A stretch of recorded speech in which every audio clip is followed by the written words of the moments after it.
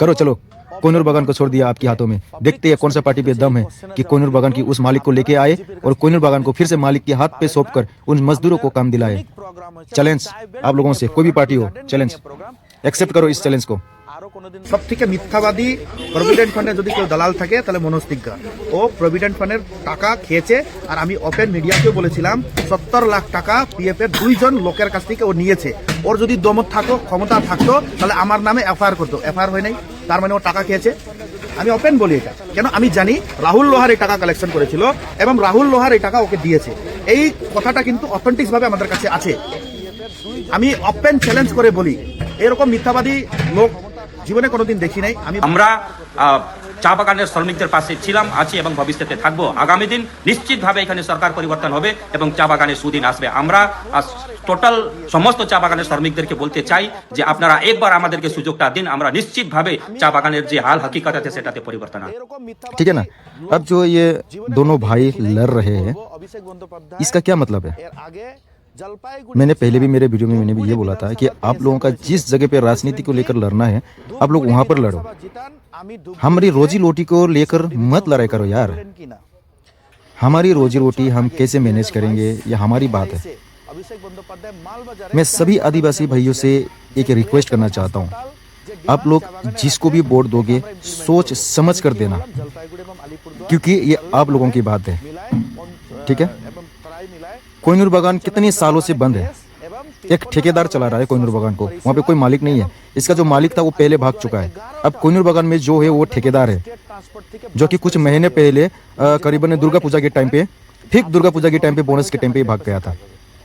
ठीक है। 20% बोनस किसने दिलवाया? ममता ने दिलवाया ना, टीएमसी की तरफ से दिलवाया गया ना 20% बोनस। 20% बोनस बहुत होता है।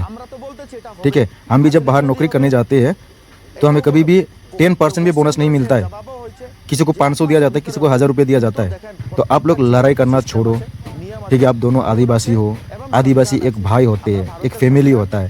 तो आप लोग बेकार फालतू किसी और की वजह से आप लोग खुद का क्यों नुकसान कर रहे हो? क्या हमारा आदिवासी भाई बहन लोग आप लोगों को अच्छा बोल रहा है? आप लोगों को देखकर सीख रहा है वो लोग। आप लोगों के व्यवहार, आप लोगों का नेचर उन लोगों के पास भी जा रहा है। ठीक है। जो बेरोजगार के लोग हैं, जो फालतू में लड़ाई करते रहते हैं, आप लोगों को देखकर वो लोग भी सीख रहा है। या आप लोगों के दिमाग में नहीं घुस रहा है? आप लोगों को लड़ाई करना है तो आप आपकी वजह से लड़ो। ठीक है। हम जनता लोगों की वजह से नहीं। हम लोगों की रोजी रोटी को लेकर अगर लड़ाई करना ही है तो जितने भी फसल हम लोग उगाते हैं उस फसल का दाम दुगनी कर दो। जो हम लोग बेचने जाते हैं ना, हमें महंगाई नहीं मिलता, हमें सस्ता में बेचना पड़ता है। और आज हम लोग जिस चावल को खरीद के खा रहे हैं वो चावल कितना महंगा है।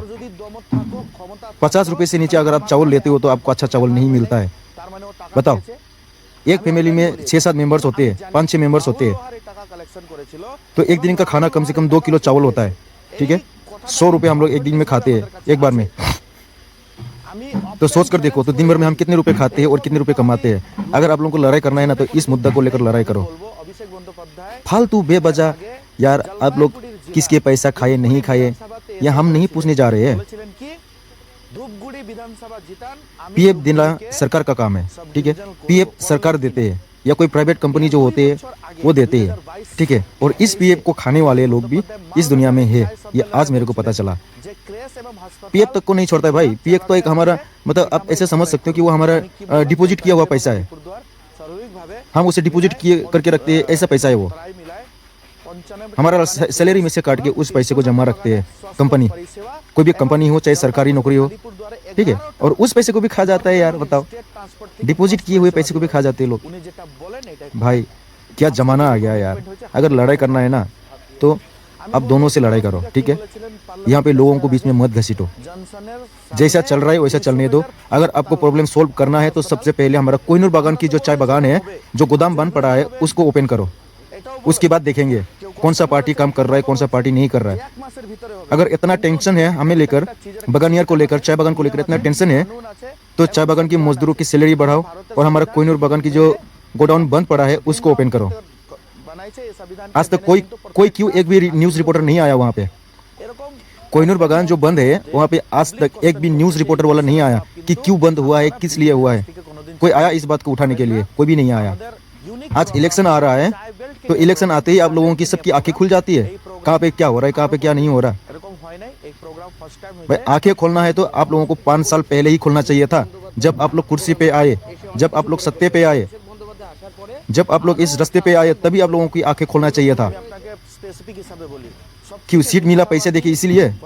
पैसे देना पड़ा सीट के लिए इसीलिए आप लोगों की आंखें बंद था इतने सालों तक। देखो, अगर आप लोगों का काम सच्चाई और ईमानदारी होना तो आप लोगों को 1 रुपया खर्चा करने की जरूरत नहीं है। आप लोगों को सीट भी वैसे मिलेगा, वोट भी वैसे मिलेगा।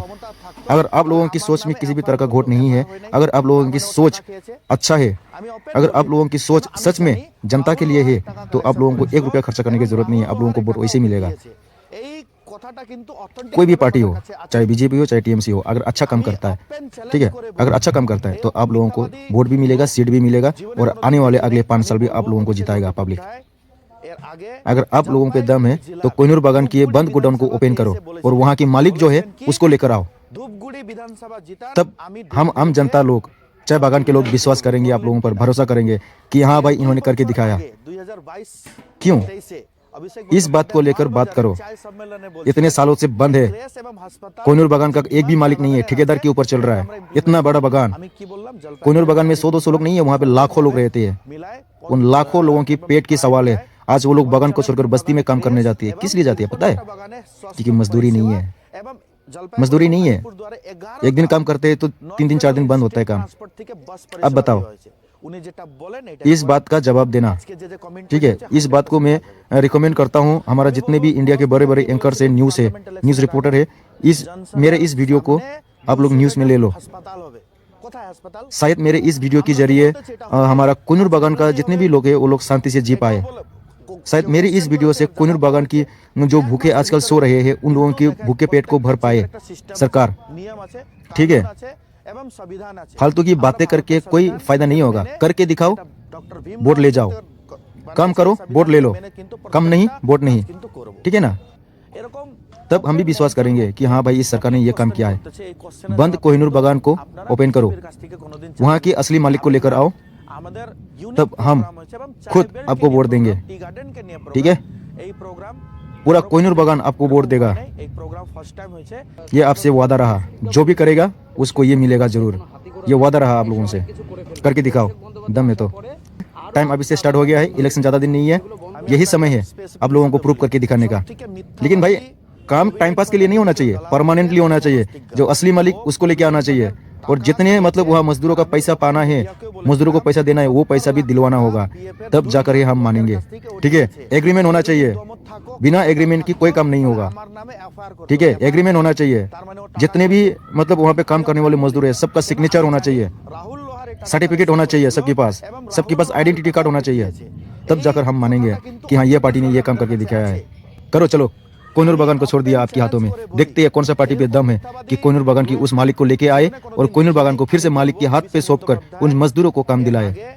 चैलेंज आप लोगों से, कोई भी पार्टी हो, चैलेंज एक्सेप्ट करो इस चैलेंज को।